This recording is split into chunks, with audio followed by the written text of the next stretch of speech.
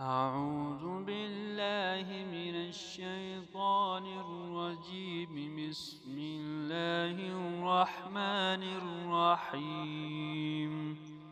القارعة ما القارعة وما أدراك ما القارعة يوم يكون الناس كالفراش المبثوث وتكون الجبال كالإهن المنفوش فأما من ثقلت موازينه فهو في عيشة راضية وأما من خفت موازينه فأمه هاوية وما أدراك ما هي نار